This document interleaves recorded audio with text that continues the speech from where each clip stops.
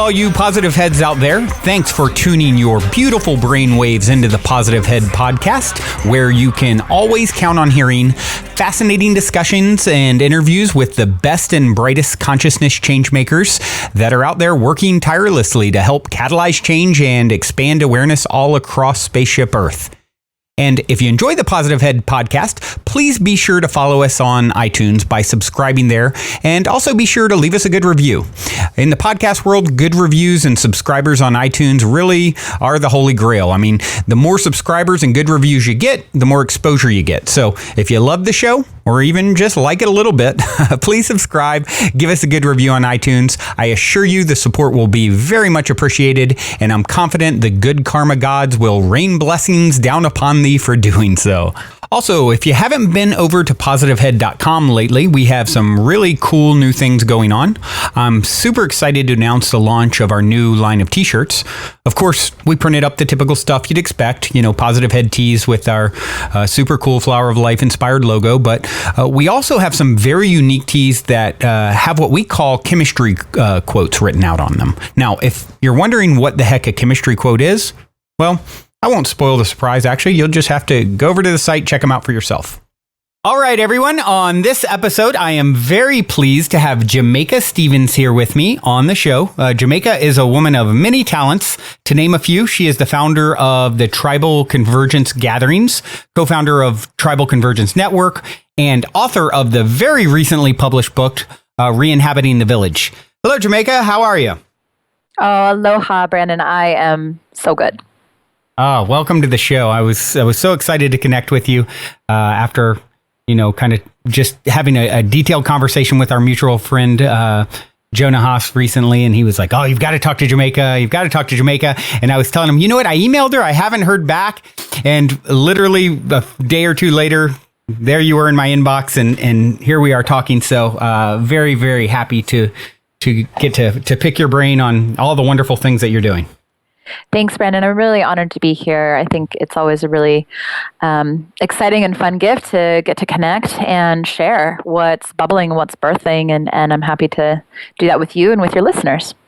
Yeah, and it's such an exciting time for you as well. I know, birthing this project that you've been working on, the Reinhabiting the Village book, and actually multimedia hub that you've put together has just, I know, been released to the world, and I know that's super exciting. So I think our timing is really good, and I know our listeners will be very intrigued to hear what you've got cooking. And I think probably the best place to begin is, at the beginning. Why don't you tell us a little bit about your personal story and what's led you down this very unique path that you're on?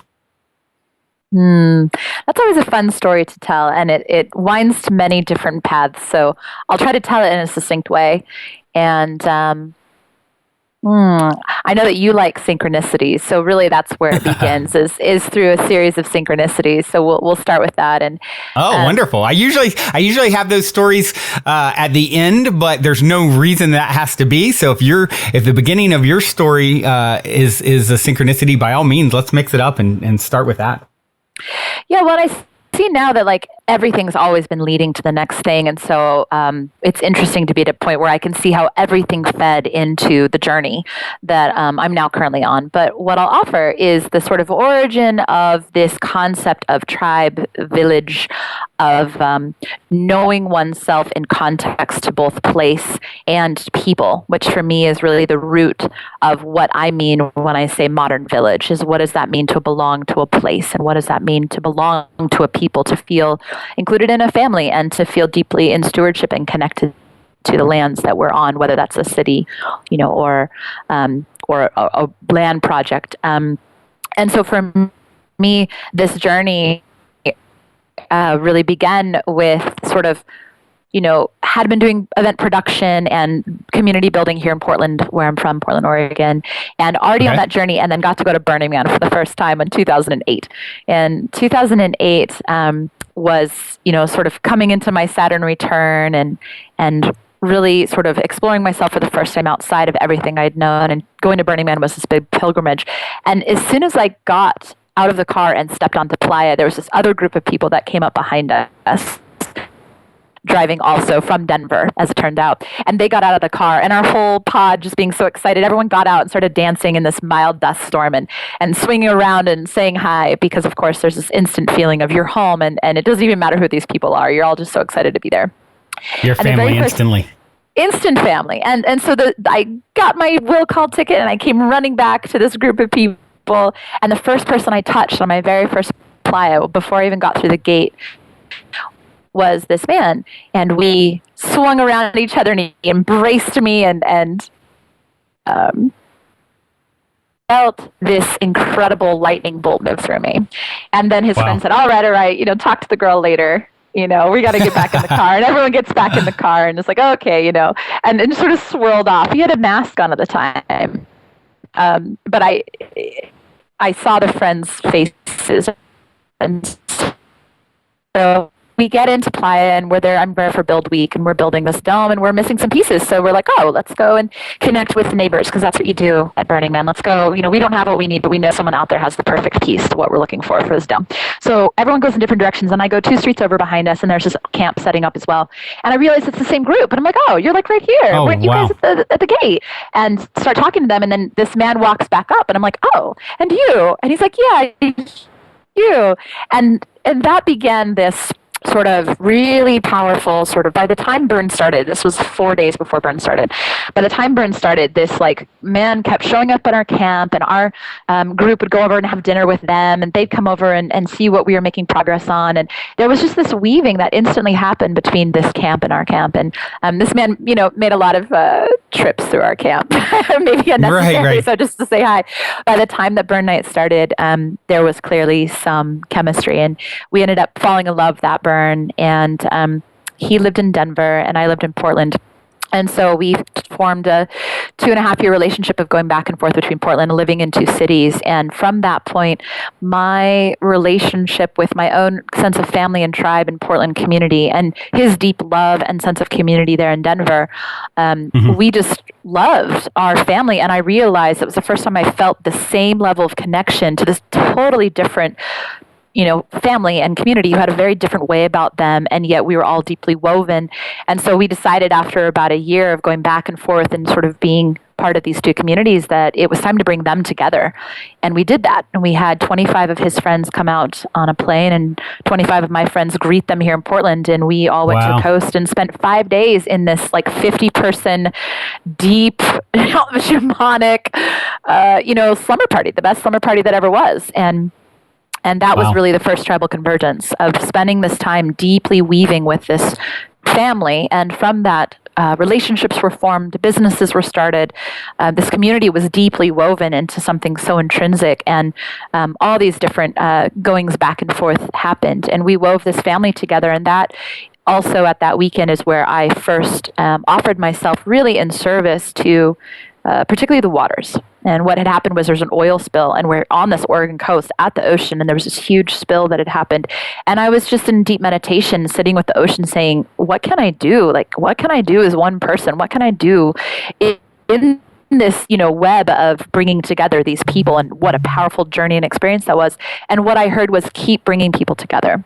What I heard was, really clearly in my heart, was, what you can do is be in service by weaving the fabric and just create containers for people to connect and to show up. And that's what you can do. And that's what sparked the first actual, what we called Tribal Convergence Gathering, which happened, I think it was, I don't even remember, 2011 now. That's the first time that we held that in Oregon at the Tidewater Falls. And then from there sparked a whole series of everything that came after, which has been a tremendous journey. But it really started from the currents of love, and feeling like the first person I met on playa was what a trip. A catalyst for everything that has become really my dharma and my passion and service to the world. Started with just, showing up and saying yes, and letting synchronicity guide me, which it's always done. That's amazing. That's such an amazing story. And when you think about the odds of, coming in contact with someone that would play such an important role in being the very first person as you touch the playa. I remember my very first burn in 2005, that first night especially being just particularly magical. The energy of the place. I always say it's one of the first times I ever felt like I took some sort of, psychedelic substance, and I didn't, but just from the energy of the place. So it's just fascinating to me that, here you are in line, you haven't even gotten in yet. And it's like, okay, next chapter starts now. So that's super amazing. And so all of these core people are still, I'm sure some to varying degrees, but pretty much that started the Tribal Convergence network, and it's just grown from there. Yeah, and different versions of iterations of what I consider family were all so deeply woven. What happened from there was that we basically had communities and grassroots leaders and, people involved in the event world, but also just in activism show up that represented an entire West Coast tribe, essentially from Canada all the way down to San Diego. We had people come in and represent their region. And those first few gatherings were about regionalism and about connecting with people from your own region in a deeper way through these events, and also then going and connecting with place and people and showing up in people's homes and hosting these different gatherings. So then we went down to California, we went up to BC. What got woven was what I think is the foundation of now a lot of things came from those first few years of Tribal Convergence. A lot of businesses, a lot of projects, a lot of partnerships, a lot of alliances were formed for those first years, and those are still active. There's so much that actually can be origined back to those people coming together and also Awaken and other events that came. It's been, a consistent gathering of people who really consider themselves a family. It's not always easy, but we're really committed where it's not just sort of like, hey, I know you and your acquaintance, but there's something woven that really sparked from those original gatherings. Mm-hmm. Yeah. What an incredible path for you to take. And it's obviously still unfolding now. Now, as far as the Tribal Convergence gatherings, and I actually attended one of the first gatherings, I think Awaken, what was that? Was that 2012? Awaken was the spring of 2013. Yeah, that was probably our fifth gathering at that point. Right.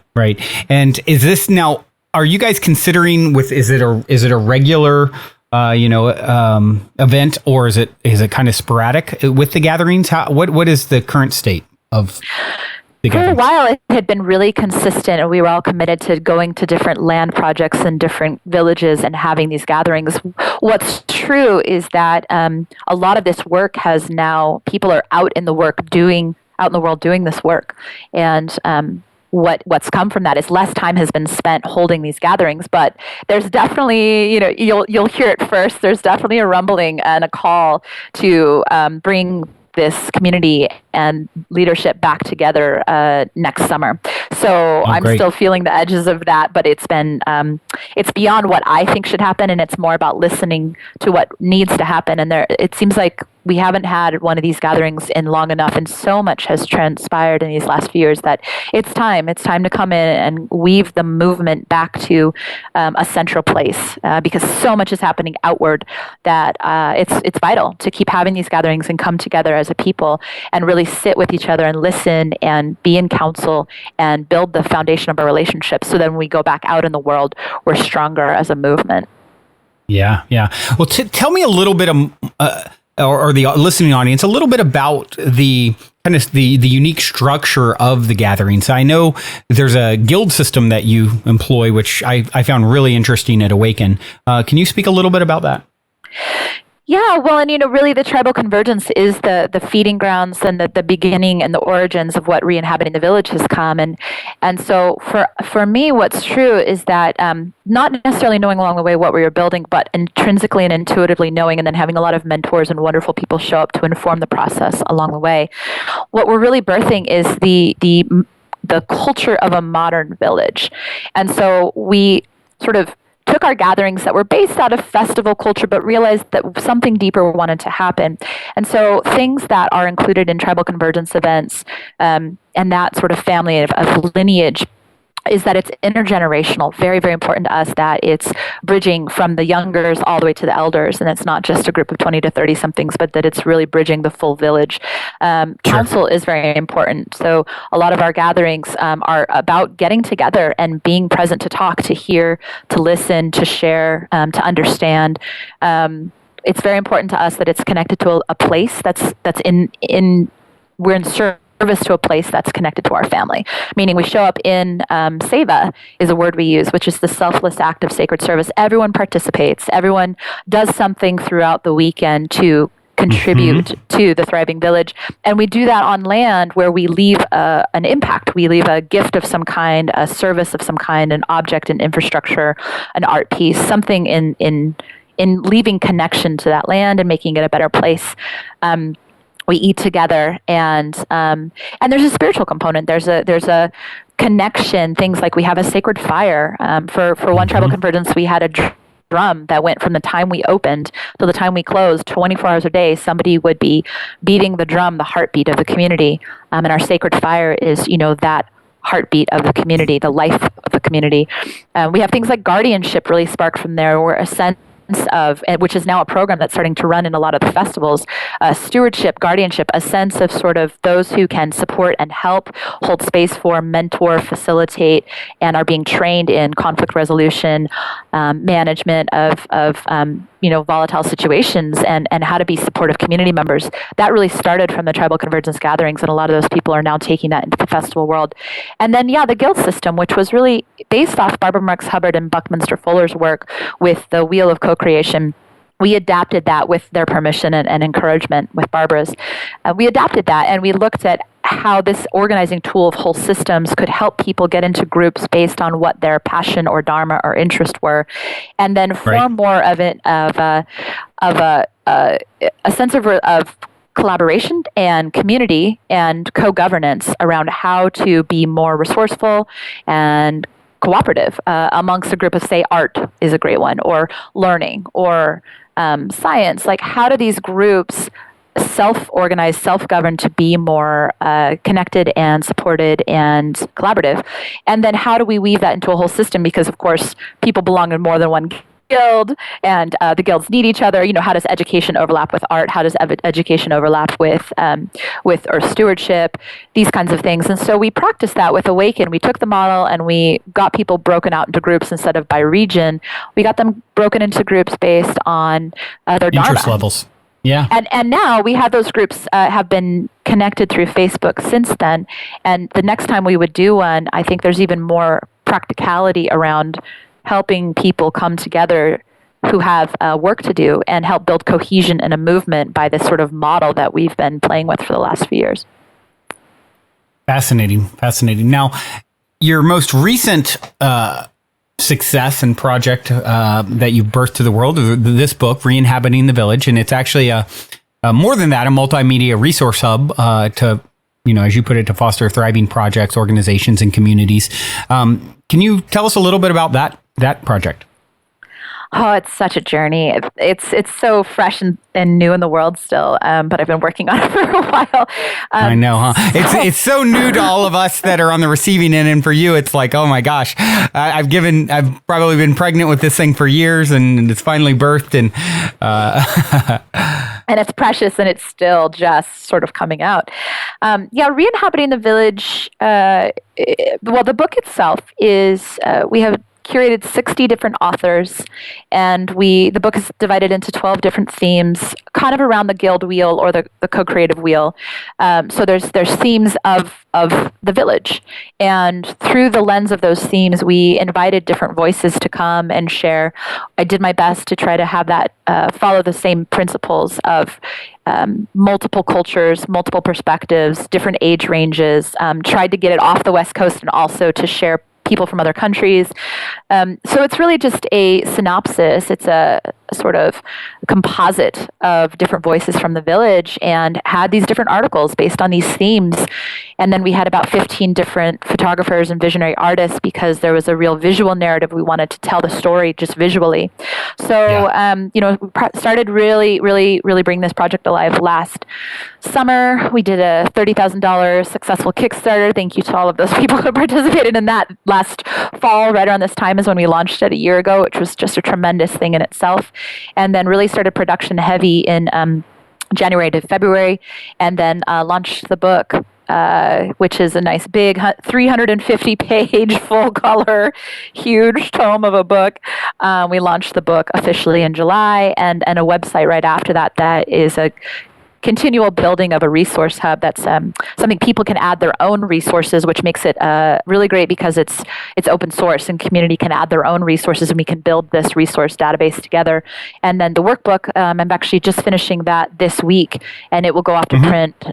So then there's also not only the heart of the story, which is what the book is about, it's also the workbook is the practical application and tips and tools to help communities, with guidance. And then there's a lot more birthing on the website that will be a continuation of learning materials, educational materials, access to experts and mentors, and, a place to showcase and find projects and organizations that are doing work that have anything to do with the village, which, is a broad spectrum. In a constantly expanding, moving target. I think it's really brilliant how you put it together with, you have the book as a jumping off point, then you have the workbook, which gets your hands dirty a little bit. And then you have the online hub, which really can change on a daily, weekly, or monthly basis, right? So that's right. And we have a community blog we're going to be developing through that. And we also want to continue to curate stories and put out second versions. We want to do and are setting up for this next year some interactive courses where different teachers will come and teach different parts of what they're holding in terms of their expert around the concept of village. And that's everything from the spiritual or emotional or communal process to also the ecotech, the regenerative solutions, the permaculture, the natural building, all of the spectrum of what it means to belong to people in place. We're going to be curating some different learning opportunities. We have some partners that we're developing. So it's a journey, and you totally named it. It's a moving target because it's emergent. And so this was let's start with this artifact that's this beautiful sort of love story of potential, but it's really skimming the surface of what's right. And touching on the village topic a little bit more, for those who aren't as familiar with this concept and this movement, and it's all new to them, maybe take a moment and define what you're referring to when you're referencing a global village or culture of the modern village. What is that when you compare, say, that concept versus the way we typically are living in at least in the States, the modern neighborhood? Can you expand on that a little bit? I can, because I think it's actually really, really important, Brandon, that we start having more of this conversation collectively. It's interesting, and I've been very made aware of cultural appropriations and being so thoughtful of how we're using certain language, including, naming something tribal convergence and getting a lot of schooling from the work we've done with Indigenous to really, really look at how we use this language. And so what I mean by village is that we've always really been villagers, and that we've always sort of been connected deeper to place and to each other, and relied on each other and shared what gifts we all had and in the center in order to, be more abundant and be able to thrive. That was our early origins. Every single one of us come from a line that in one point of time were villagers.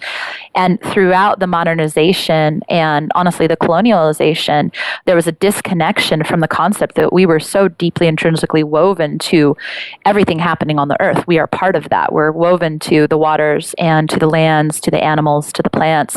We're so deeply woven. We're not disconnected from that. And we're so woven to each other. We impact each other, and we also have the capacity to heal and support and love each other. So what I've witnessed, and in my studies as kind of this, novice cultural anthropologist, going through this journey is what happened along the way where we got disconnected from the earth and from each other to, now bring us to this modern time where, we're really facing a lot of rampant dis-ease in our system, in our societies, in our cultural systems, in our earth systems, in our ecology. There's this crisis point, and it is not negotiable for us to have to look at not only what happened, but what can we do about it. We really are at a crossroads as a people, as a species on this planet. And I'm a very hopeful, proactive believer in what we can do together. And yet I'm a realist in how far off track we got. And so without sort of beating that drum, because I think there's a lot of stories about the destruction and the chaos and the disease and all the things going wrong, what I know is that I think what's trying to emerge is a reconnection to our sense of connection to the earth, to the stars, to everything. It's really a miracle and a wonder that we are made of carbon and hydrogen and all these molecules that are in everything are also made in us. And I think nature has been showing us the way for a long time, how she organizes the patterns of nature, and how do you take, constantly chaotic forces and bring order and function. And so nature is always showing us how things can work in a synergy together. And as humans, we really have to start looking at how do we work more harmoniously, more synergistically, while honoring diversity, because actually the strongest ecosystems in nature are based on diversity. And so here we have this global world where it's no longer avoidable that we're a global village. We're not acting like one yet, but we are one. We're so woven because of the systems we've created and the fact that we share the same biosphere. And so what I think has to emerge is a new narrative that tells and shows from what we've known about the past and can see as a blueprint and a roadmap to what is available to us now with innovation and technology and the wisdom of a lot of mistakes and also a lot of successes as a species. This is that moment where it's time to take the best and the worst and to everyone participate in seeing themselves as belonging to a species and a people and belonging to a place, even if we have these things that are very different about us. And so the delicacy of this work for me of the village is, start with local regionalism and connection to people in your own neighborhoods and your own communities, and, build regional resiliency and look at resource management and get involved with what's happening in your own region and build sustainability in your own region and your own community, connection with people of place where you live, and see how that's woven to people who are doing this all around the world, because it's happening all around the world. People are looking for innovative solutions to their challenges, looking at how to face the climate issues that every single country is facing, different aspects of that, and how to build a thriving life in an economy that's so volatile. And so I see this happening around the world.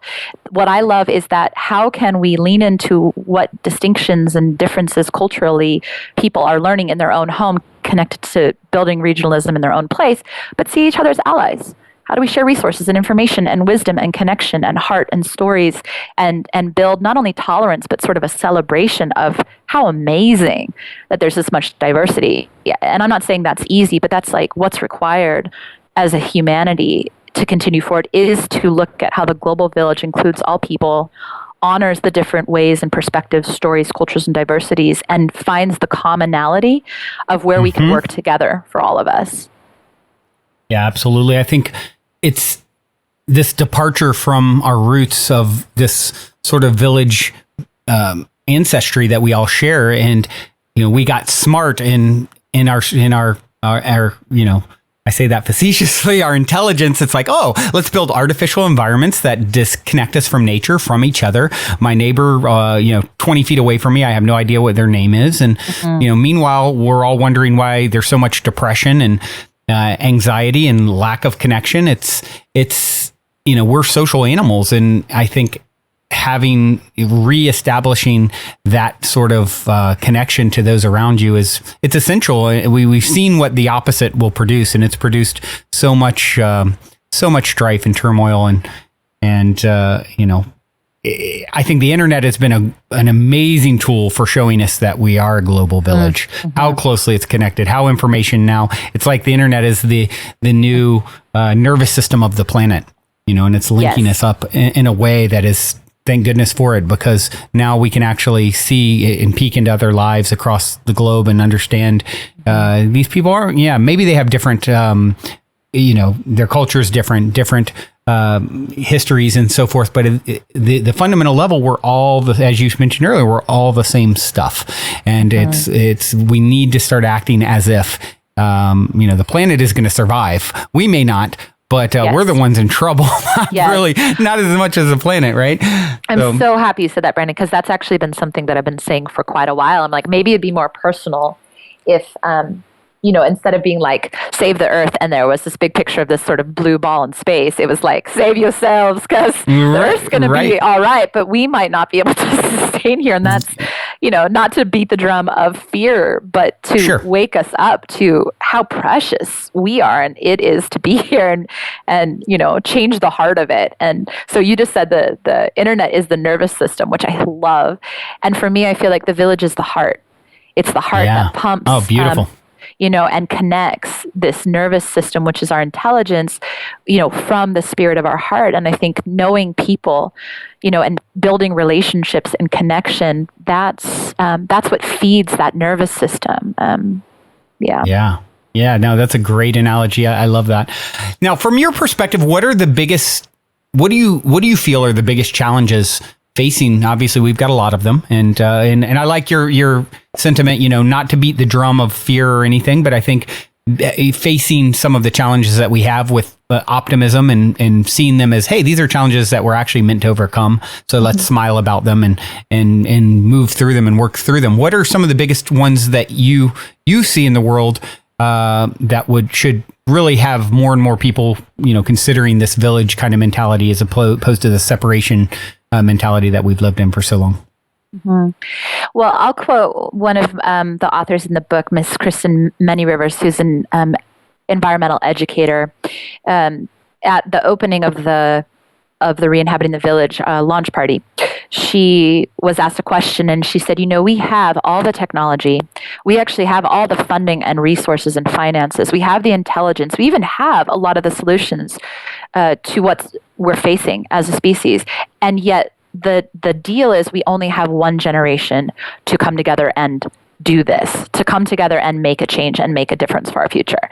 And it rippled through me so greatly, Brandon. It was such a deep ripple of how true that feels. We really have this now moment between the next two generations to bring how much intelligence we have and resources and capacity to the table. And the major issues that I'm seeing, that I really am a proponent of saying, how can we build a movement around this? Number one is the heart of our disconnection. More than even the strategies and solutions and technology, I think if we don't know how to work together and see each other as a family and common thread of the same species, if we don't work on the relationship issues that keep us disconnected and heal really what I think is a tremendous amount of grieving that humanity needs to do in order to even know the fullness of joy and celebration, is Martine Prechtel's work, is the grief and praise. And so I think until we heal how broken things feel and what that does to someone, and how we work together and tolerate each other, then we can have all the technology and we can have all the solutions. But if we don't know how to apply it and work together and have compassion and see ourselves as united, then it won't matter. And so for me, I always say, the heart of my work is, how do we build relationships? From there, I think really what we're facing, I think the biggest thing we're facing, I think water is the number one human rights issue. I think water, more than gold, more than any economy, more than even a money, water is going to be the thing that I think unites humanity and is one of the unifying factors. Every single form of life requires water, and it's so basic and common and intrinsic to all of us. And with so many issues of drought happening around the world with climate change, water, I think, is one of those things where we actually have a lot of solutions. There's a lot of emergent technology and water strategy, free energy strategy. There's so much that's happening, but it's not sort of breaching the wall of think tanks or prototypes. For some reason, it's not being implemented except for on the ground through grassroots movements or small practices. So I think that and what's true is I've been reading a lot of the UN studies. There is a global movement of people naming the same need to come together as a people and address the whole 2015 charter, to address by the year, I think it's 2025, these major issues that we see coming. So climate change and water, and how that's going to continue to escalate conflict in different areas, for me, is bigger than any other issue. Yet I see that as surmountable because there is strategy and solutions, and people of place are making connections with appropriate technology and finding strategy for the water scenarios in their environment. And I think we need to share what we're learning. I think that places like California, which is experiencing this tremendous drought, can learn a lot from how Africa has, continued to have populaces that thrive. It might mean big changes for us. And that's what I think also is one of the things we have to look at is how do we make the change necessary to be really innovative and creative and get out of what we think we already know, get out of the box, so to speak, and be creative and innovative with what's possible. Yeah, I agree. I think, getting rid of this corporate mentality, I'm sure you've heard it before, the CEO of Nestle a few years back saying water should not be a human right. It's something that you should have to pay for. And meanwhile, we're on this planet that is made primarily of water. It's all things rely on it. It's like, how have we ever gotten to a point where we're so twisted in our perspective that could even be a comment that's made with a straight face by someone who's a leader in our system? And I think, some of these having a changing of the guard where, and I'm very optimistic, about the people that are coming up and that are gaining prominence and influence with a totally different perspective, and establishing those relationships and seeing that person that's starving or that is dehydrated is an extension of self. It is literally a part of self that you're looking at. And until these people in power realize that literally you're seeing nothing but a mirror of self. Anyone that you're cutting off, you are cutting off an extension of yourself, and you're falling for the illusion that it's separate from you. And for me, that's the biggest thing is waking people up to the realization that there's literally one of us in the room. There's one of us on the planet. It's the same consciousness in different forms and different bodies. And if we can get that to ripple through, people's consciousness and get that idea to spread and, in a viral manner, which I think is happening to some degree. It feels like there's this, spiritual revolution happening, thank goodness. And certainly not a moment too soon with the time frames that you referenced. It's really, it's crucial. Time is of the essence if we're going to turn this thing around. Well, one thing I was going to say, Brandon, I so appreciate the depth of what you just offered.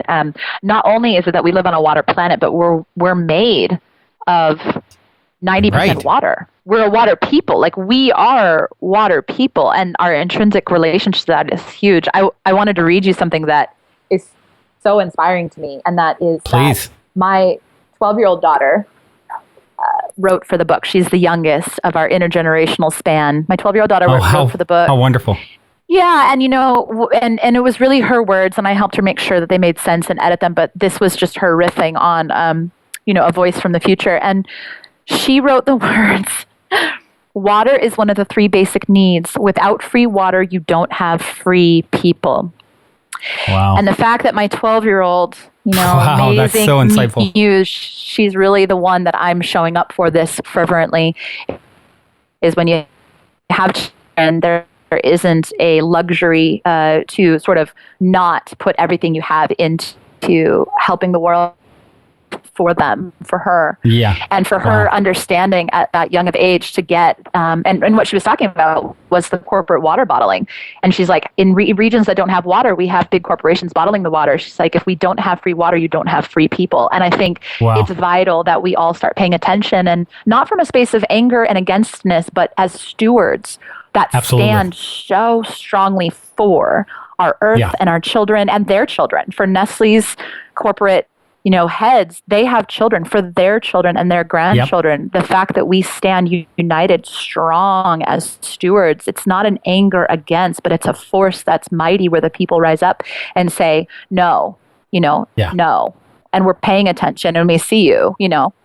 Yeah, it's so inspiring. It's to think a 12-year-old would be that insightful. That is what inspires me so greatly. These souls, I'm of the belief that just because someone is 12 years old in the physical dimension has nothing to say about, the age and wisdom of the soul that inhabits that body. It's like, I believe your daughter came here 12 years ago. She's not created 12 years ago. And that's obvious to me when you see and hear statements like that. And you see these young people, I have a son as well who's 16.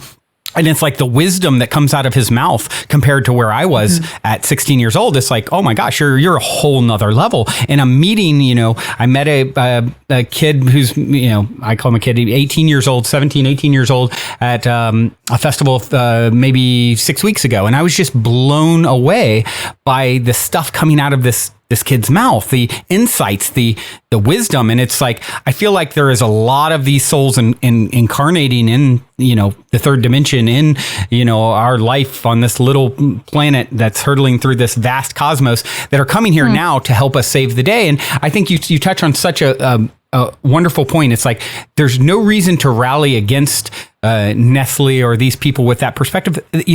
I believe they're playing their role. They're playing the role they're meant to play so that, Jamaica Stevens can have the experience of helping to heal the planet in this way. And without that opposing force, there is no third dimensional experience of you doing this amazing work and me participating and helping to shine a spotlight on it. And how can I help? And, none of us get that experience without the Nestle CEOs of the world.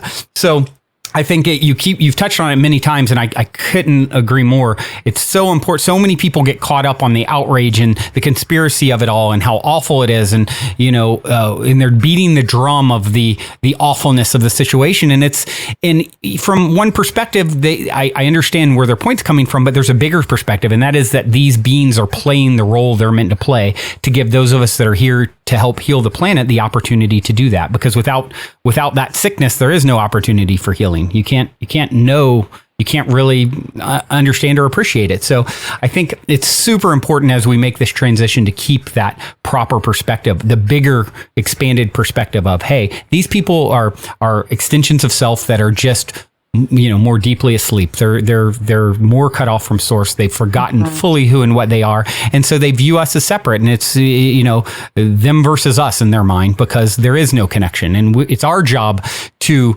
ignite that remembrance of, hey, this is a connection. You're actually looking and talking to a part of self, and that those that are suffering are a part of self.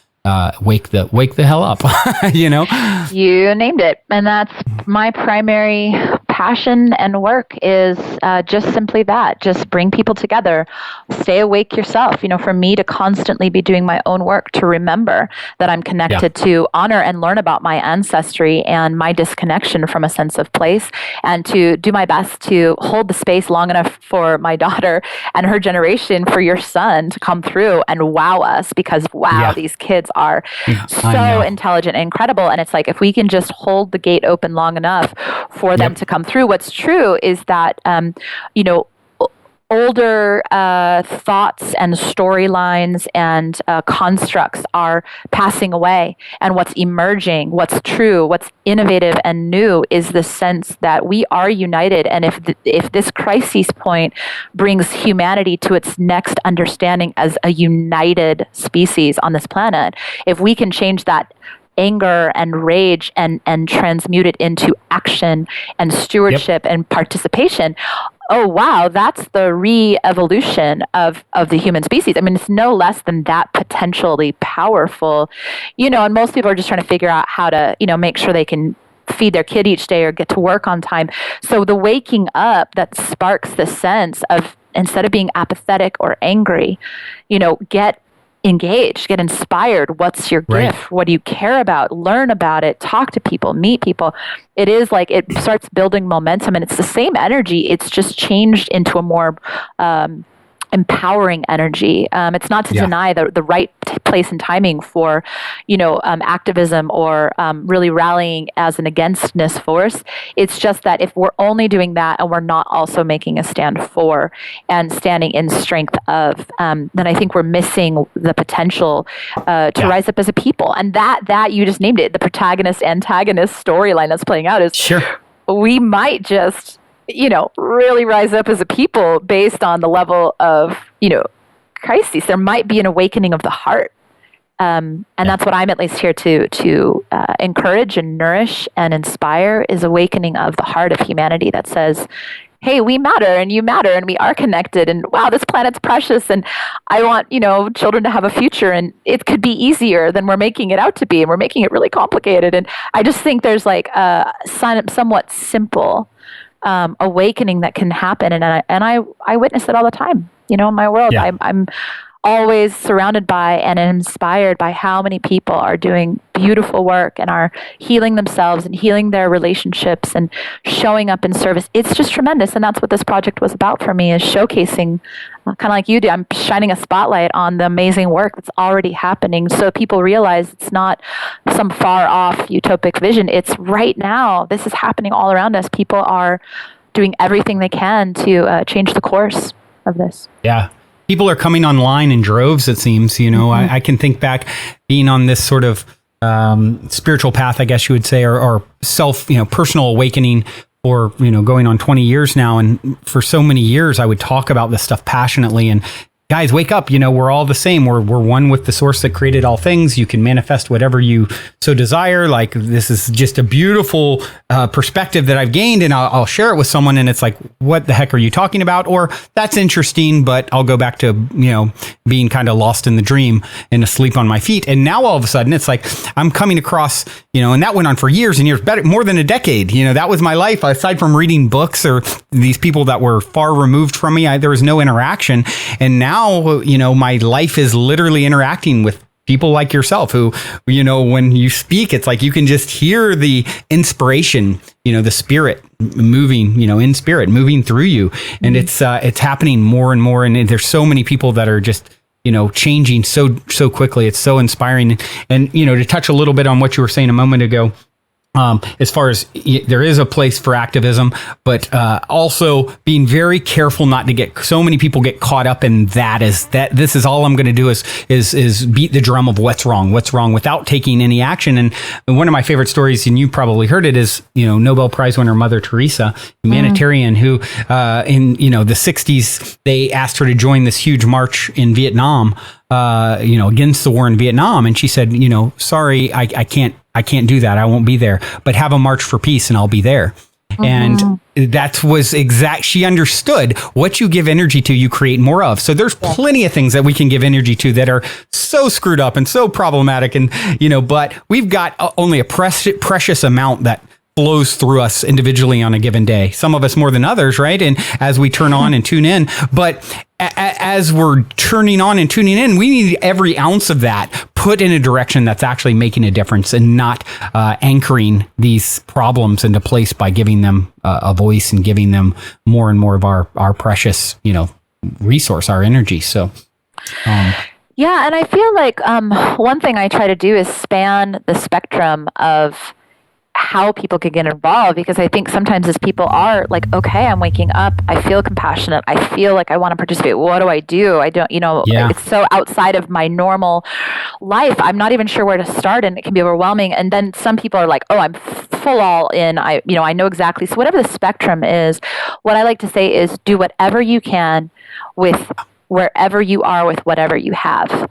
That it's it's less about big sweeping change will come with great global movements and great action and marches for peace in the street and all these big changes that systemically can happen. And the way I see that happening is only going to be authentically sustained if people do what they can with where they are, with what they have available to them. That makes a difference in their own life, and we ripple that, That is huge. If we just heal our own hearts, make right our own relationships, participate by looking at where we put our consumer dollars, supporting local economy, paying attention and advocating for local resources, especially water, showing up to volunteer for children or for those whose needs don't get easily met, marginal groups. It's like those everyday things are an act of revolution, of re-evolution. Those everyday things create communities that are more resilient, more connected, more beautiful, more abundant.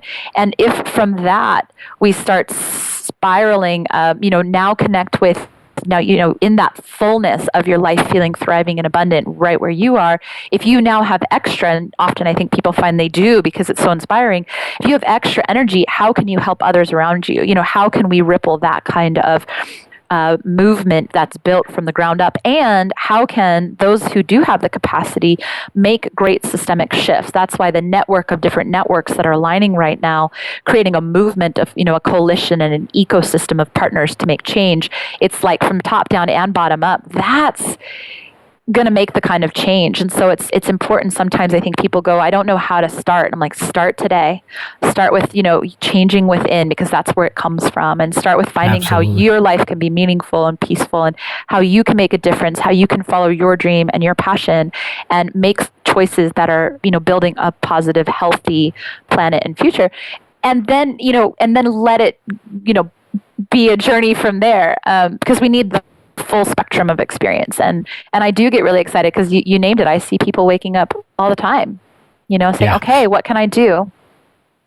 Yeah, absolutely. And I love what you touched on. It reminds me of the Rumi quote, yesterday I was clever, so I wanted to change the world. Today I'm wise, so I'm changing myself. And I think that is so many people feel disempowered, like, oh, what can I possibly do? And it's like, if we all focused on just changing ourselves, and then the ripples that come from that, I mean, that's really, it all starts there. It has to start there. Well, and you named Mother Teresa, and I'd like to just really give one more quote. It's been one of my favorites that I use for Awaken and in the Reinhabiting the Village book. And Mother Teresa said, I alone cannot change the world, but I can cast a stone across the waters to create many ripples. And I've let that Beautiful. be a guiding principle. None of us can change the world alone, but we can play our part and let that ripple, and let those actions ripple and touch each other and overlap. Yeah, absolutely. It's incredible how far something so small can reach. I just had someone contact me who said, oh my gosh, thank you for your podcast. I've shared it with my friends, and the change that it's, kind of instigated in them. And it was just like such a rewarding, it's on a very small scale. It's this one person in their group of friends. But, just thinking of that, by sharing your story or other people's stories like yourself who are actually really making a difference out there. And now it's touched this little group of friends somewhere in, Nevada. And now, how has that changed what their children will hear about or see, growing up? And it's just, you really don't know. It's kind of that butterfly effect. You have no idea what the littlest thing that you're doing, how far reaching it can go. So I think that's really important when people are feeling disempowered. Like, if I make one small difference, there's no telling what that leads to. That could lead to a typhoon of change on the other side of the earth 20 years from now. So it's that's an encouraging way to kind of view things and kind of resonate with that concept, I think. So yeah, Jamaica, tell me a little bit about you. You mentioned it earlier that there's 12 themes that you actually cover in the book. And so I think maybe if you wouldn't mind touching a little bit on what those themes are, so it gives those, who once again aren't as experienced or haven't seen the book, or this topic is completely new to them.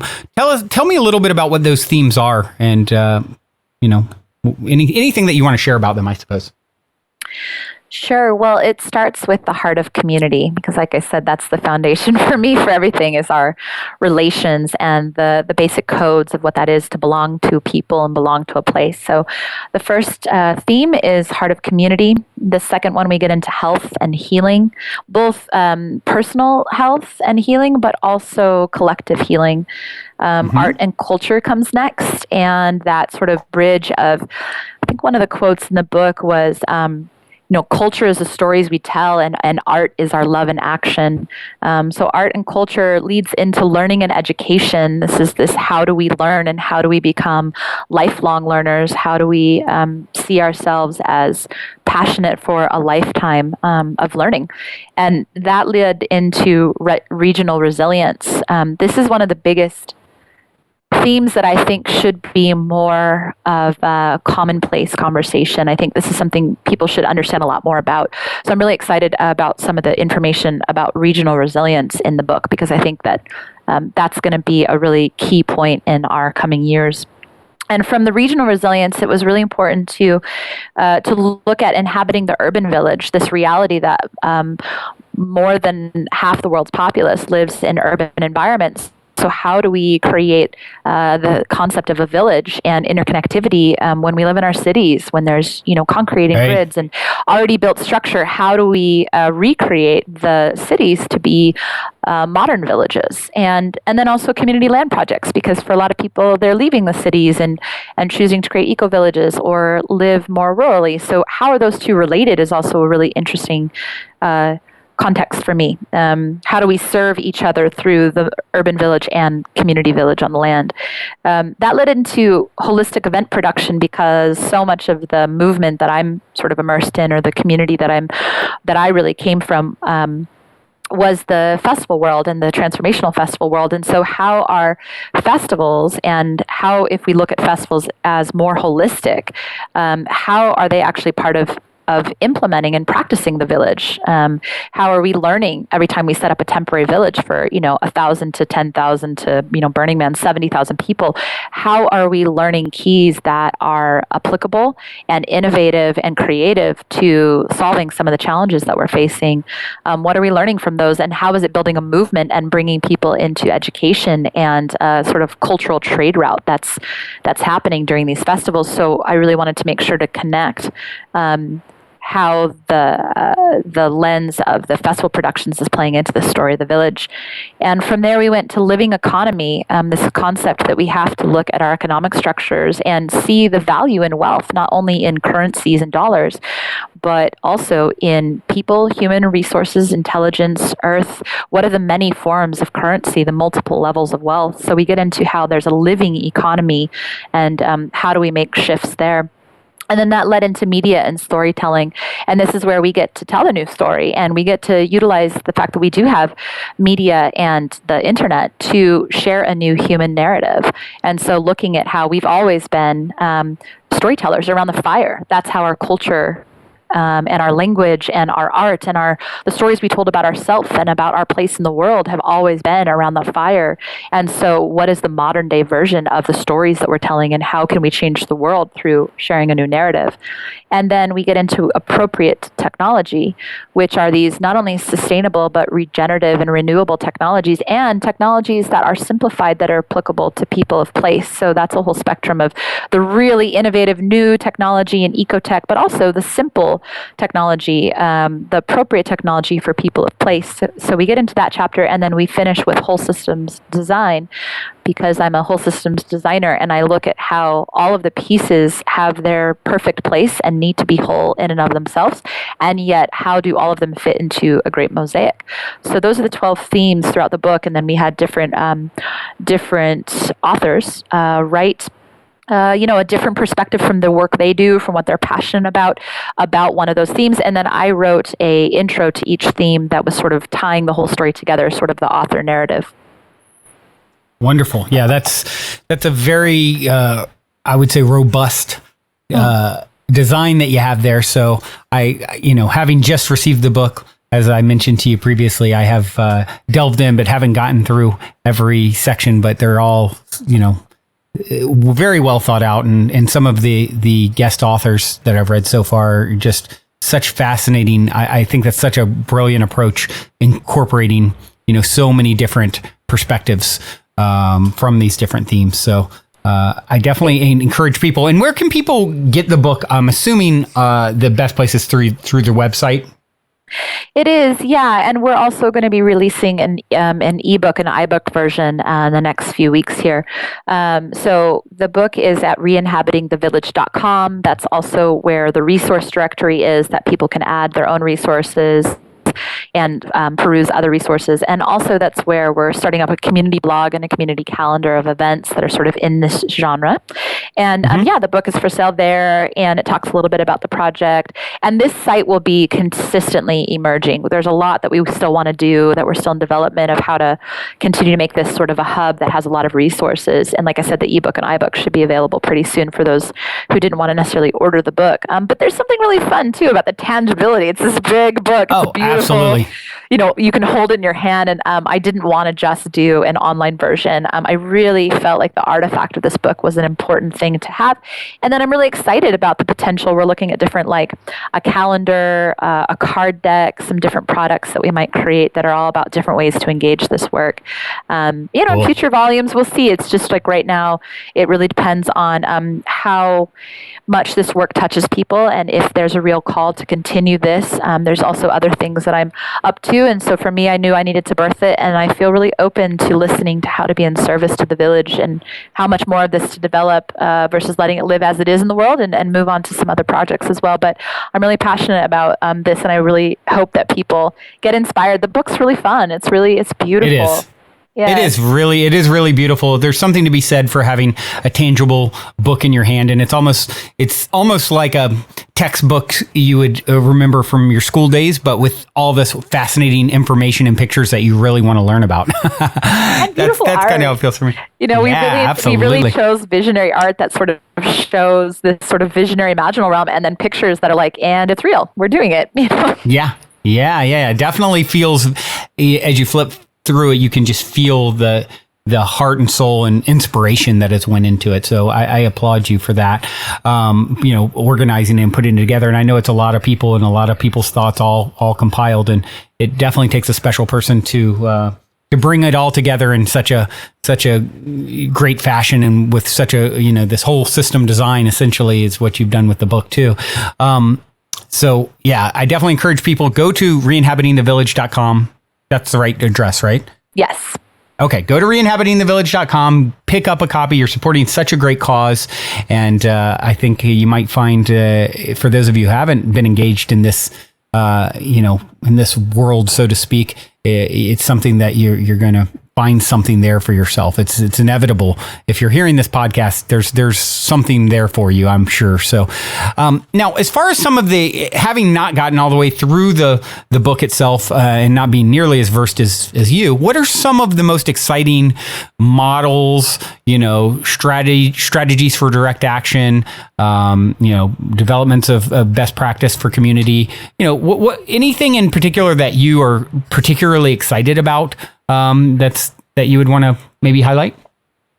Yeah, I mean, gosh, there's literally so much, Brandon. A few maybe keys that I think are really sort of emergent and bubbly right now is that this uprise of the direct action permaculture action tour, music and art meets direct action. I have a lot of dear friends. My friend Ryan Rising, who's one of the authors in the book, programmed and curated the original tour with the Polish ambassador. And it's just amazing to see that hundreds of people in one day to come and listen to music will come also and build a garden in a day. And it's just amazing watching the way that the youth is waking up, especially, and how we're bringing purpose to the play. And so that's one thing I think we're going to see more of, even in town. In fact, tonight here in Portland, another group of artists is also holding another sort of version of this direct action. Scintilla is doing this too, right? Yep. Yeah. So they're here tonight. My friends Clea Scintilla and Desert Dwellers are putting together, along with the Blooming Biodiversity Tour, they are putting together a permaculture action tour, particularly focused on youth. But they're doing that in conjunction with these DJs, with these artists. So there's a big 2-day action here in Portland with all these different events, and I think that's really inspiring. I think that's engaging the youth and giving. You can be playful and inspired, and you can celebrate life, and you can do that by planting a garden, making a difference in a community, being in service to populace. So I think more of that is actually going to be. We're going to see more of that on the horizon, and I think that's amazing. Other things I think is that there's actions like things like Recode in Portland is also something I'm really inspired by. Recode is working with local government to change legislation, policy, and permitting around sustainable and appropriate technologies.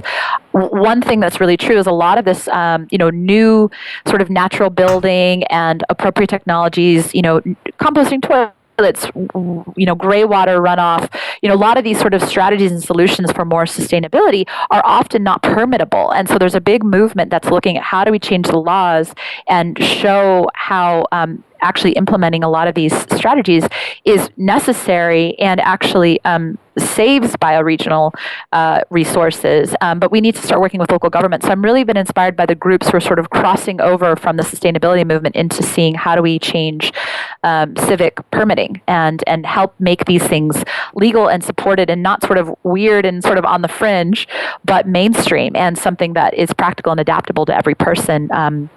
So that's another thing I think is exciting. Also in Portland, I mean, obviously, I really love the city I live in. Portland also has it has the Village Building Convergence, which is a 1 week placemaking event that happens that draws people in from all over the country, where they really have for 15 years shown a successful model of creating street art and public piazzas and interactive placemaking sites where around the city natural building and beautification projects have unified communities of that place and created a more sort of interactive and engaged community based on art. And so I think models like that, it's been successful and in the city for 15 years, and there's a lot more of that coming. And just the fact of the appropriate technologies, this ecotech, there are some amazing emergent water technologies, energy technologies. It's about getting it implemented and into people's hands, but I get to sit in on some really interesting conversations about some of the strategies and solutions that are being beta tested and prototyped right now. So, but other things I'm really inspired by, I think I'm really inspired by the fact that there's been successful eco-village movements. Things like Global Eco-Village Network has been successful in showing in other countries that this is a more normalized approach to living. And it's starting to really pick up support in the States. It's funny how long actually permaculture, natural building, eco-village concepts have been active in the States, and yet how still underground they sort of seem. There's a really bubbling movement of connecting a network of more educational, immersive-based land projects. That's something I'm personally really participating in. Me too.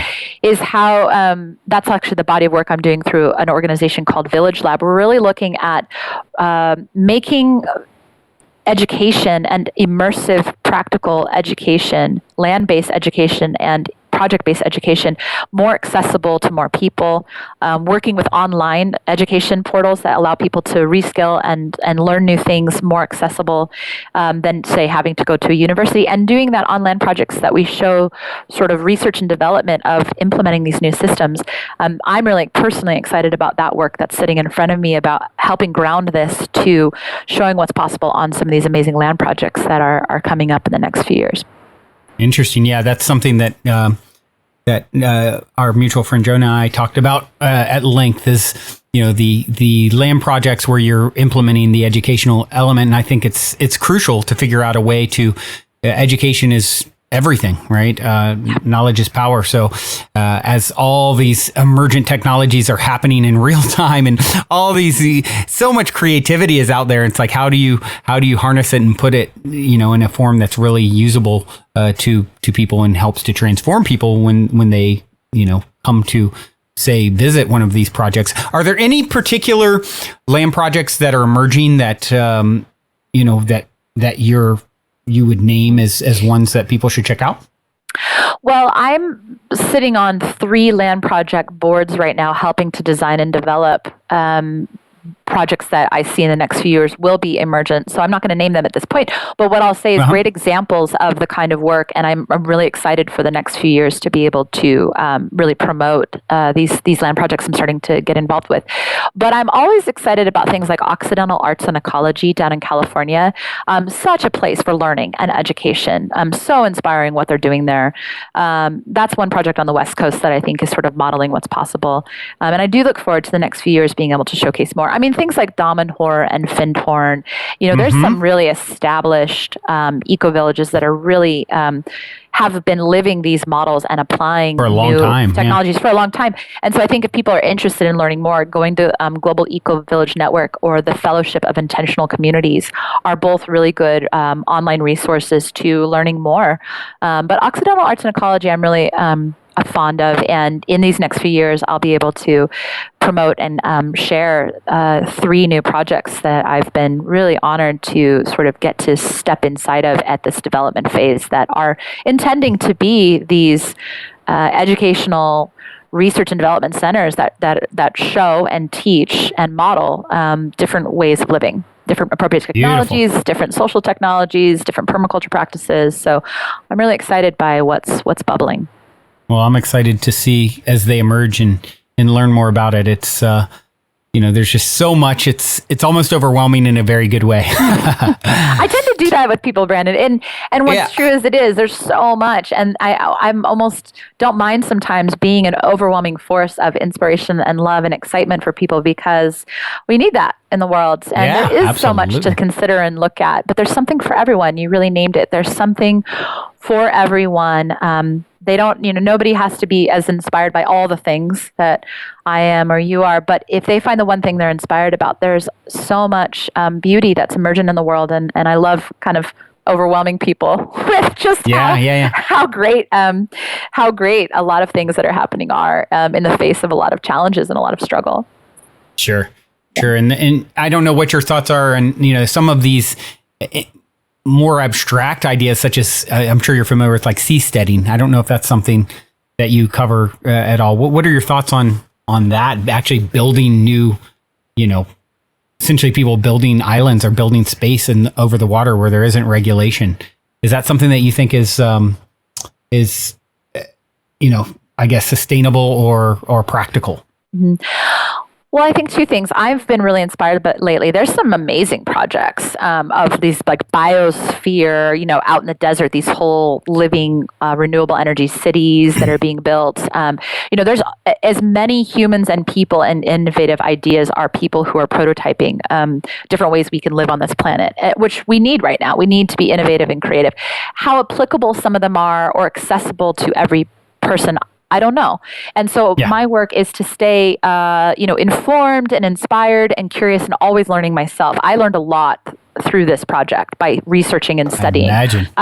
So I'm always on that. What's on the cutting edge? What's innovative? And what can we learn from the past? Not because we can ever go back to the past, but what can we learn that also allows for very simple, approachable, right now to every person way to live. And so I think it's a combination of the ancient and the future, the wisdom of how we've already, lived in balance on this planet. There's much to learn there. And how we could live on this planet is very innovative and inspiring. And I do think that with the technology and creation we have, we're going to see some really amazing things that at one point would have been like out of a sci-fi movie or really utopic. I do think we're going to see the tangibility. One thing I'm really being shown and guided into by mentors, by people in this work who I'm learning from, is how vital it is to make sure that we're being inclusive of all people. And so some of these ideas may not include all people, so they're interesting and should be pursued, yet we have to look at how do we make sure that everyone of every socioeconomic class, every culture, we need to figure out solutions that work for everyone. And that's why I'm a big advocate of appropriate technology and regional resilience, along with really innovative, creative new projects and biosphere creation. And I just think all of it is what I think I even wrote it in the book. I think it takes every answer, every solution, every strategy, and every human at the table. But we can do that. We can do that, Yeah, it's going to take everything that we've got to pull it off, I'm sure, and then some. What do you think? How do you think the current monetary system plays into these future models? Do you see us moving towards a resource-based economy? I mean, of course, there's a reference of sacred commerce. Maybe you could talk a little bit about your thoughts on that. Yeah, I actually think there's a few things that are so, like dominoes is how I look at them in a strategist's viewpoint. There's a few dominoes that if we can hit a few dominoes, they actually start rippling change throughout a systemic shift. And one of them is our current economic system. It's like the nest with which in all of our current infrastructure and society is built. It certainly isn't the most important thing. I think water, and interconnection is more important. But because of the current system we have, it's vital that we look at a restructuring of an economy that values life, and that we look at a economy that's diverse, that if one system collapses, it's not going to create a whole systems collapse just because that one system's collapse. It really is like a permaculture practice. How do we have multi-systems of wealth? How do we have a metric for valuing the multiple currencies that aren't necessarily just about a dollar-based format, but are also about skill and intelligence and physical resource and time and all the other ways that we can value life, I'm really inspired. I've stepped on with Village Lab, which is a consulting and whole systems design firm. And particularly my allies, Fernanda Ibarra and Jeff Clearwater with Village Lab, are really working with like the meta integral groups and the meta currency groups, and are looking at currency design and how do we create currency designs that value life. And so I think this is one of the more emergent conversations. It's necessary to look at this fact that we have a lot of resources, but they're not distributed evenly. We have a lot of wealth, but we don't have a metric that values that wealth. And, we have an economy that doesn't value life right now. And we have to shift to a life-based value of economy. So I think that's one of the bigger things that's going to be changing in the next 5 years even. There's even some new technology that's going to support an economic shift that's emergent because we need now a systemic shift. So, you can make local currency and ways for people to barter, trade, time banks. Those are really successful in small levels on local community, and they have to be integratable and exchangeable on other levels of currency as well for a system shift to come. So I'm really an advocate for the both end of making, more of a resource exchange happen locally with neighbors and with people. And, how do we get out of a system that just is always sort of perpetuating the challenges we're facing? We have to change the system. And that's going to be, a large journey. That's not going to be a small thing. That's going to be actually a huge undertaking. And yet some of the circles that I sit in and the perspectives that I've gotten to be privy enough to just listen in as a student, really, what I'm learning about people far more advanced than I am in their understanding of this is there is a lot of very sound strategy for implementing new currencies and economies that I think are really vital. As we've seen, the market's been crashing even this year. It's couldn't be more well timed for this to be something that becomes more of a conversation. Yeah, absolutely. And you speak of timing, and you actually made an astrological reference earlier, which I'm very interested in that topic as well. So curious, anything going on right now that you follow astrologically that you feel is, supporting this collective process? Oh, God, Brandon, it's huge. I really do run the spectrum of I'm really here on the ground looking at tangible, practical solutions. And the truth is I'm, a very spiritual being, and I'm absolutely connected to something that feels like it's much greater than my own understanding. And so there's many tools that I use to try to navigate and make sense of something so unfathomable as all of this amazing miracle. And astrology is definitely one of the tools I use of many.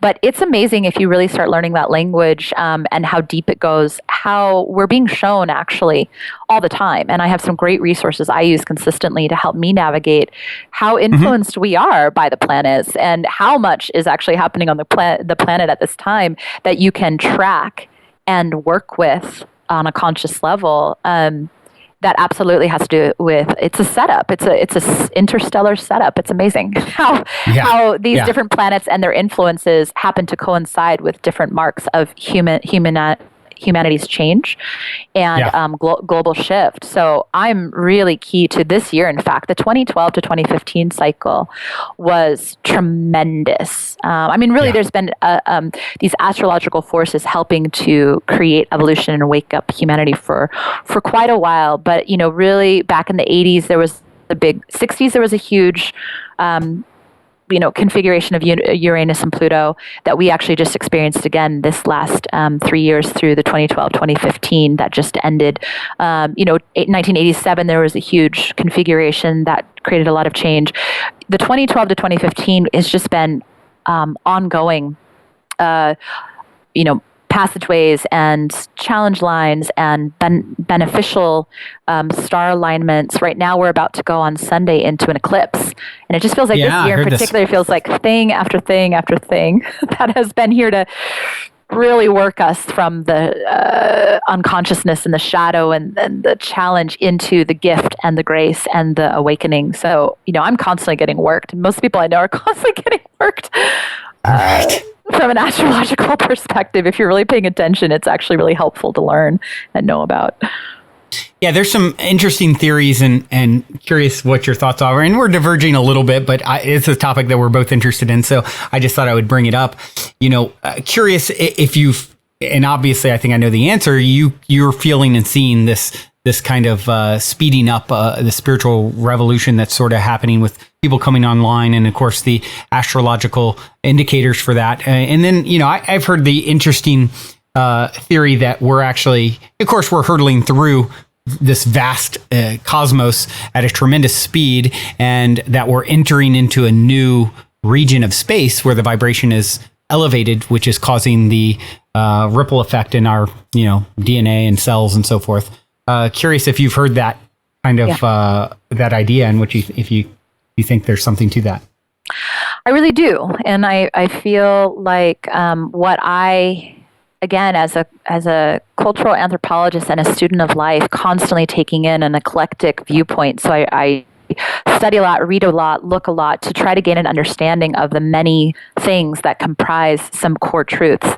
And one thing I feel really clear about is that it feels like we've passed through basically our galaxy, hurtling through space, doing its thing, just like the cycles of the moon, just like the different seasons. We happen to, from my understanding, be passing through the galactic center. We happen to be passing through this particular part of space that's this almost like an amplified wormhole. It doesn't mean we're in a wormhole, but it means we're passing through the field of this tremendous force of which I can't even comprehend. But my understanding, because I can feel it happening to this planet, is as we pass through, as our galaxies just happens to be spinning through this part of space, it's amplifying and speeding up and warping our concepts of, human third dimensional Earth time. And it really does require people to really open through, just like at one point people thought the Earth was flat, and that's the way it was, and you'd be considered a heretic if you said the Earth was round. We didn't understand at the time, and I think there's a lot that humanity still doesn't understand about what's really going on in the universe and our place in that. So I feel like there may be things people think are far-fetched, yet I think in our future times we're going to show to be proven that we are being impacted by a tremendous force of change and evolution. And what I think is it's for the benevolence and for the support to help humanity to evolve past this sort of really primal understanding of ourselves, to be much more compassionate, much more intelligent, much more connected to things beyond what we currently see or know. And I think, it's a big process. It's a really big process. So I think there's a lot of forces, and the planets certainly are playing a part in that, helping us to make this transition and this change to being the next octave. To think that humanity has come this far from all the different evolutionary processes, and that somehow we're just complete, and this is the end of the game. We've become human, and there's nothing else to advance to or to evolve into, is one of those things to me that is sort of like the Earth is flat, and that's the way it is. It's like we are evolving and we're changing, and we're becoming more conscious, and this planet's becoming more conscious. And I think we happen to be passing through this particular part of space that's speeding up that process. And I don't think that it's random. I think there's a design. I just think there's too much that's so intricate and so elegant about the way that all of this is designed to think that that's not somehow designed and intentional, versus we just happen to be hurtling through space and this is just happening. But that's just me. Where do you think it leads? What do you think it looks like 100 years from now, 1,000 years from now? If the Jamaica Stevens prediction? Well, what I believe is that we're actually sitting in a time where we are in an open crossroads, meaning I think it depends on what we choose. I really think that what's true is that there's no right or wrong answer. There's no final outcome. It's a constant. There's many timelines. There's many timelines that are open right now. And I think what's so overwhelming is just how many potentialities, like the great choose your own adventure. Yeah, exactly. We are living in a choose your own adventure where, you come to these crossroads, and whichever you choose takes us down a different path. And there's multiple outcomes. And it's really to each human, and then to us as a collective species, to determine together how we want to choose at each crossroads what outcome we're aiming for. So I think multiple outcomes may be possible, and it really depends on, what does humanity need to experience next? I don't really feel like a creator has a preference. It's all learning. It's all creation. It's all destruction. We have a preference. What's our preference? What do we want to see? And so I kind of, am aiming towards putting all of my energy into a planet that is in resonance with itself, that we as part of that organism are harmonious and balanced, that we work with nature and actually get to experience the joy of just how amazing it can be to be that connected, to understand the language of plants, of trees, to have a much more intricate understanding of the language of this world we live in and be in a relationship with it than we are now.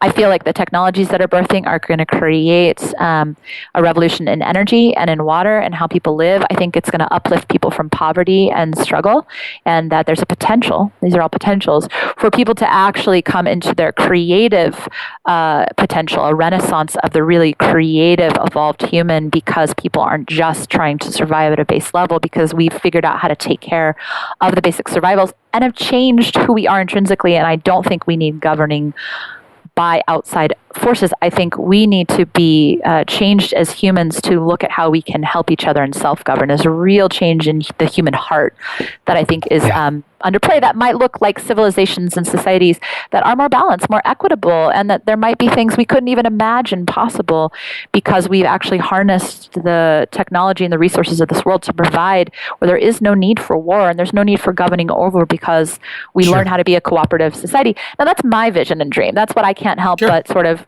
hope for my child. And I accept that we are facing some really deep challenges, particularly with climate change. That might be any spectrum of potential outcomes. But I know that I am aiming all of my energy and attention and effort into what could we do in the face of this crisis to not only avert crisis, but to actually catalyze a great renaissance of the human potential. How could we create human flourishing and the benevolence of all life through our actions because we came to this crisis point? That's kind of where I'm aiming towards in my Choose Your Own Adventure. I don't know if we get there, Brandon. I don't know. I don't know if we get there. I believe we do. I think that we are in a timeline where we're being shown how many potentials exist. And it's like, well, humanity, what do you choose? So I'm going to be one person who chooses for your son and for my daughter, and maybe for us, if we're lucky enough to be around, a really different future than the one that is being sort of shown to us right now. Well, I resonate very strongly with your ideas there. And, you're talking about us not needing governance and things like that. And I'm very fond of the saying, all is literally one. Wake up to that fact and act accordingly. Once that is permeating consciousness, like, oh my gosh, we've been asleep this whole time and I didn't realize this person that I'm persecuting or judging or viewing as separate from self is literally an extension of self. And I will feel the energetic repercussions of whatever I'm inflicting or not inflicting or helping or not helping with that other being, because that is me. And I think if we can get that message to start ringing true, because it is true with the masses, we'll self-organize. One way I'd like to share that, if I could, because I think it's hard for people that we are one. And so one thing I've used in my teachings and workshops has been, literally, if you think about your own body, because this is really personal to us, that these different cells within the body are their own individual structure. A cell has its own structure and it's doing its thing, being a cell, whether it's a brain cell or a blood cell or a muscle cell or skin cell. And then it connects with other cells that create more complex organisms like our heart or our blood system. And it comes together and creates the organs that is our body.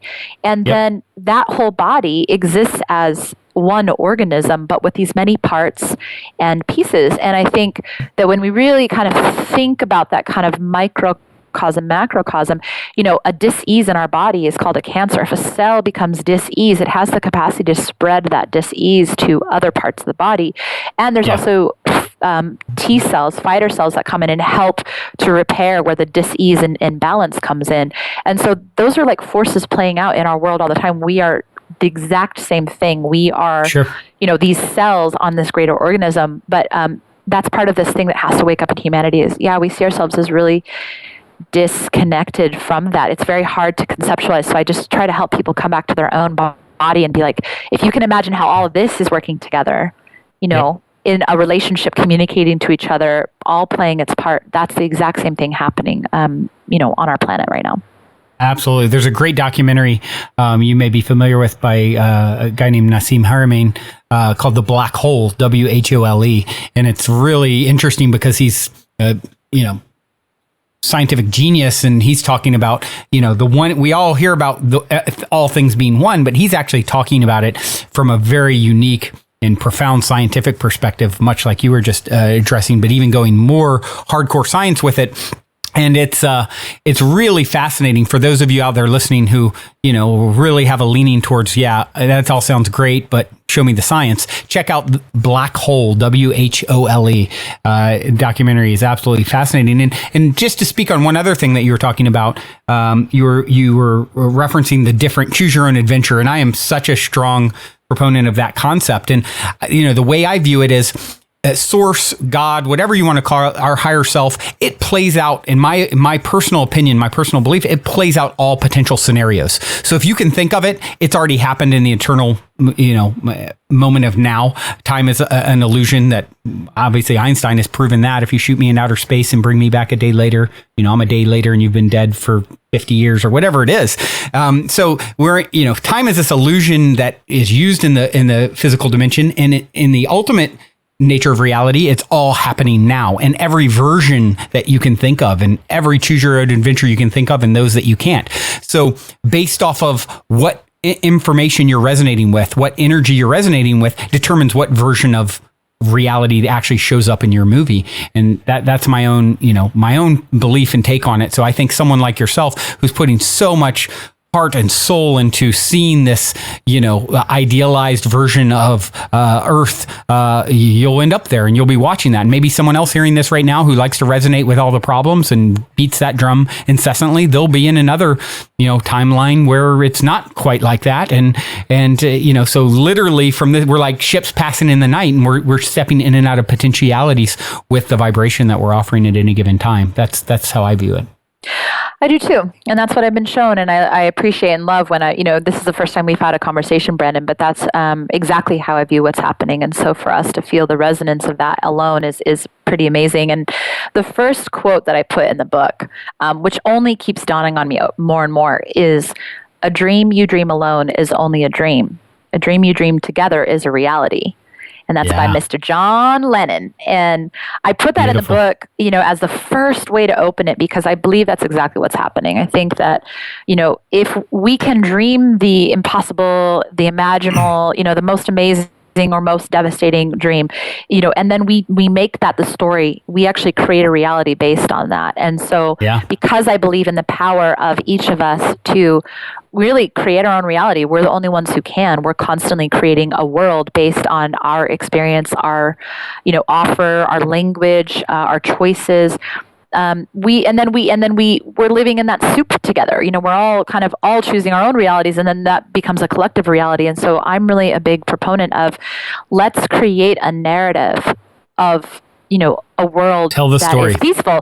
Yeah, let's tell the story together, and let's then live the story. Let's, instead of, mass media really telling the story of destruction, and, look around us, we're telling destruction. It doesn't have to be that way. We literally have tons of solutions and strategies, but we're not implementing them. We're somehow not choosing them. And so I think what's really powerful right now is these emerging stories of hope, of potential, of creativity, of people choosing to come together, work together, and rise up and take care of ourselves and the planet.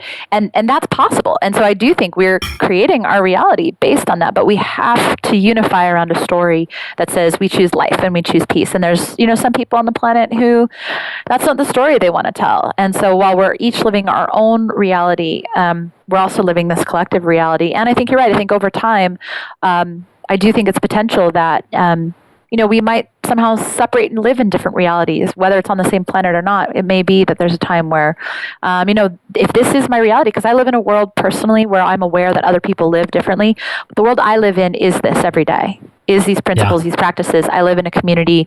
I'm surrounded by people making a difference. I live in an intentional home. I raise my daughter this way.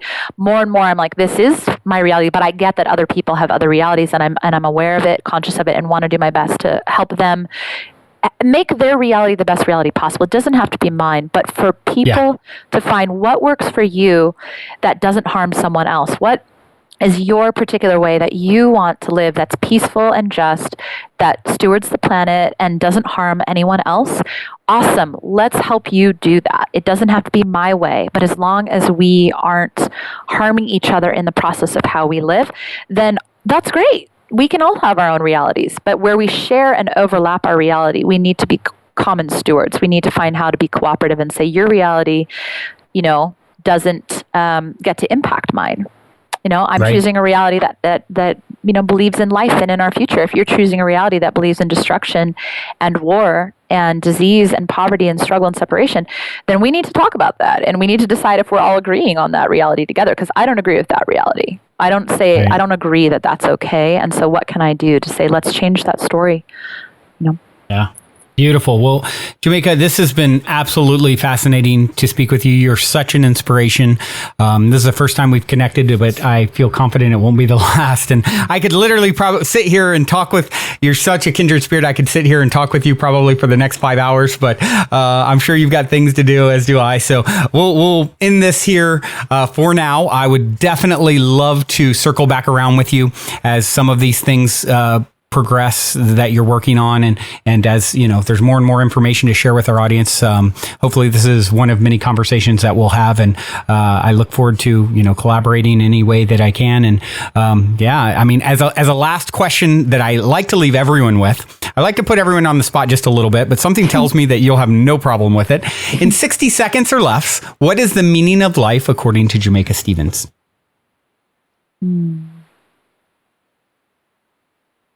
I think the meaning of life is to find your own meaning and to live this one very, very precious life to the best of our capacity, and to do good with our time here, to leave at the end of our day feeling at peace because we gave everything we had to give. We experienced everything we wanted to experience. We forgave everyone who ever wronged us, and we allowed ourselves to be forgiven for everything we feel like was a mistake, and that we end our days in peace, that we really lived it and we did our best to contribute to the good of the world. So I think the purpose of life is to find your purpose of your life and live it fully and die at peace, that you really did. You came here and you gave your best and you tried your best and you forgave and you learned from your mistakes and you left something behind you that was greater than what you came in with. Beautiful. Well said. I look forward to following the progress of all these wonderful things that you're doing. And and Pioneers is one that we should have maybe done a plug for. Pioneers is in San Rafael, October 16th through 18th, and it's like 25 years of the National Convention of Changemakers. So it's a really amazing event that they've been doing for 25 years straight that really brings this like innovative, solutions-focused change makers to this big conference. Thousands of people attend. So I'll be there in San Rafael, outside of San Francisco. That's at pioneers.org that people can find out more information about that event. Oh, wow. I'm not familiar with that, but I will definitely check that one out.